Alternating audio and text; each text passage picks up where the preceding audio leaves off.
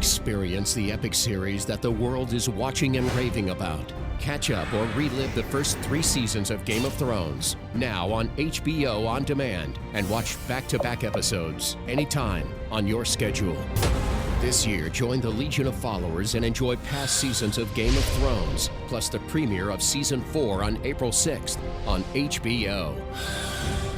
Don't miss out. Sign up for HBO and get free access to HBO On Demand. A 15-year-old girl becomes the country's latest murder victim. An accounting expert says Bahamians may not be prepared for the introduction of value-added tax. A PLP MP voices his strong opinions of Bahamians' right to gamble, how the community of Fox Hill is recovering months after a mass shooting, and just how much the Bahamas stands to gain by hosting the first ever IAAF World Relays. We have those stories and more coming up tonight. Good Sunday evening, Bahamas. I'm Christina McNeil, and MB12 Weekend starts right now.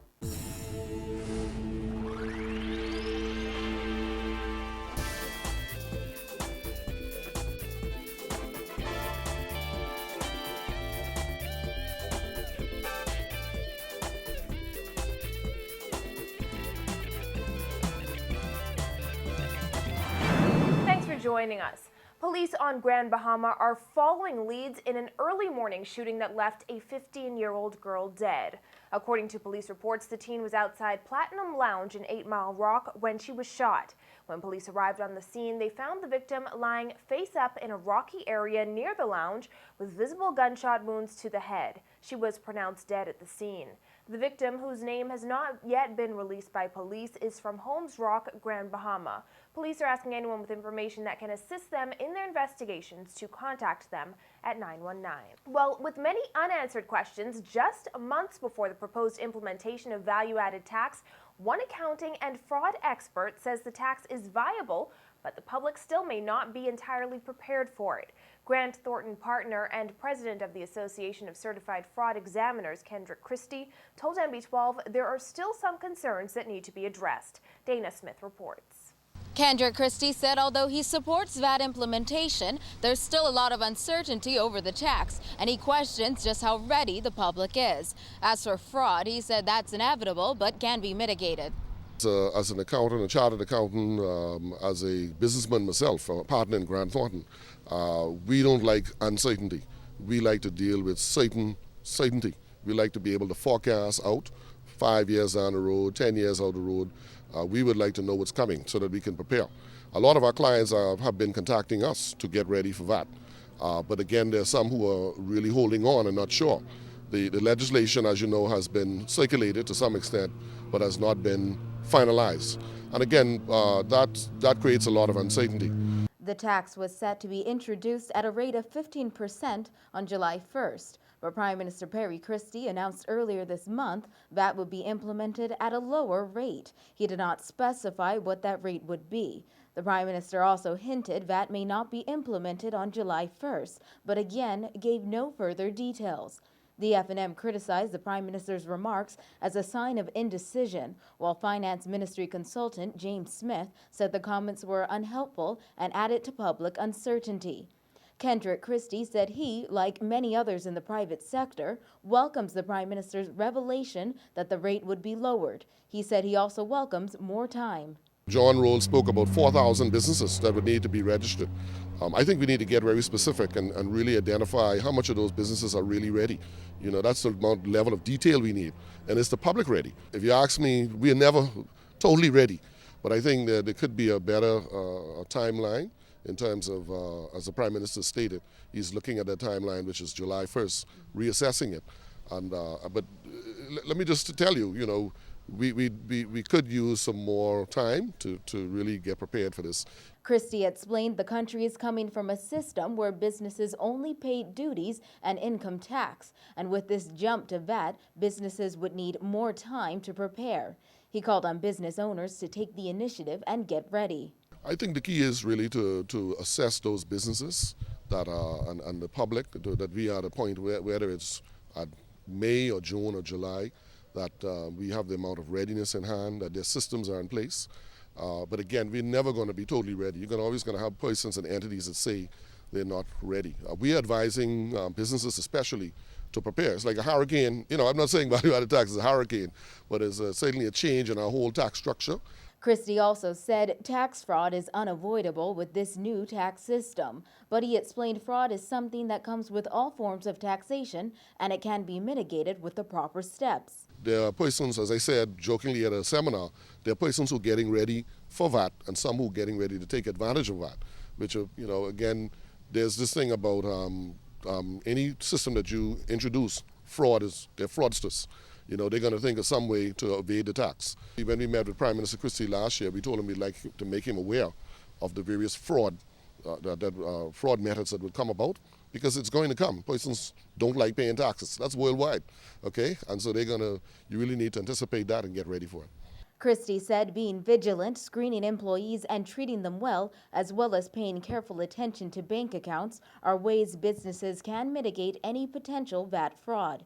He also recommended that businesses contact his organization for more information in this regard. As many in the private sector continue to question if VAT is the right form of taxation for the country, Christie said the current tax system is broken and VAT has been proven as a successful means of increasing government revenue. Reporting for NB12 Weekend, I'm Dana Smith. One member of parliament says he would vote for the regularization of web shop gaming and support Bahamians gambling in casinos. Bambootown Member of Parliament Renward Wells, who has previously voiced his opposition to the government's gaming bill, says he would now vote for the new legislation under those terms. This comes after the Nassau Guardian revealed that government may consider allowing Bahamians to gamble in casinos. My two issues is non-discrimination against Bahamians in their own country. That has to do with Bahamians being allowed into casinos, and the economic empowerment issues, which is we need to regulate the web shop industry, bring it into the light of day. I feel that for us as a country and as a political party, if you're going to touch the gaming issue, fix the problems so that when you come back to the people, you could come back to them and say, we didn't tinker with it. We dealt with the whole issue. So if you're going to vote against us, then vote against us for empowering you economically and empowering you by giving you back your rights. Wells and many other MPs have criticized the yet-to-be-debated gaming bill for maintaining the discriminatory status quo as it relates to a Bahamian's ability to gamble.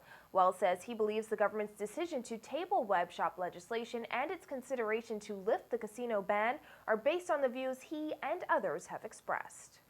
Spoke to the Parliament in May and said that I understand that bill was coming. I said I was not going to support it based on the fact that I believe you cannot discriminate against Bahamians in any circumstance in this country. And two, wherever we are going to, and whenever we're going to pass any law in the Bahamas, it has to be for the economic empowerment for Bahamians to own the upper tier of our economy, as was spoken to by Olivia Sanders. That upper tier being the hotel industry and the banking industry here in the Bahamas. And as a result of that, the casinos and the gambling being a part of it. As for those who voted no in last year's gaming referendum and members of the church community who strongly oppose gaming, Wells reaffirmed his conservative religious beliefs, but explained sometimes the right decisions the government makes are the difficult decisions. I do not believe that the no vote itself, as would be said in the United States, there's this phraseology that the Constitution of the United States is not a suicide document, meaning that even though you have and would be holding to certain principles, there are points and times during when one governs where one has to make some very difficult decision in the face of what one would not ordinarily do in those particular situations, and the gaming issue is one of those. And with mortgage arrears on the rise and the government struggling to do what it can to address this problem, Leader of the Opposition, Dr. Hubert Minnis, says the Free National Movement is willing to do whatever it can to assist struggling homeowners. I think the FNM would offer assistance in anything that would improve the quality of life of Bahamian. When you're talking about the quality of life of an individual, that goes beyond politics. That goes beyond politics. Suffering has no agenda. It does not isolate the PLP or the FNM. Suffering spreads straight across the board, and therefore it must go beyond politics. The opposition leader's comments come as many homeowners across the country struggle to make mortgage payments, and questions once again arise over the government's failed mortgage relief plan, a plan that helped fewer than 10 homeowners. A recent central bank report has revealed that mortgage arrears have increased between September 2013 and January 2014. Minnis suggests that government hold further talks with the nation's banks as a way to deal with this increase. He adds that banks should have more compassion in light of the situation. You must enter further discussion with the banks, and the banks should have a heart also. It can't be all about profit. It can't be all about profit. There must be a human element to it. Some individuals have been paying for 10, 15, 17 years, have never fallen behind, never. And now hard times come, and the banks would allow their homes to go. There must be a heart. When asked specifically if the FNM is willing to step in and offer assistance to the government as it tries to mitigate mortgage defaults, Minnis said this. The FNM would offer to help each and every Bahamian, especially who's suffering in terms of mortgage. We would do all we can. We would not want to see anyone suffering or anyone marginalized. So we would do all that we possibly can.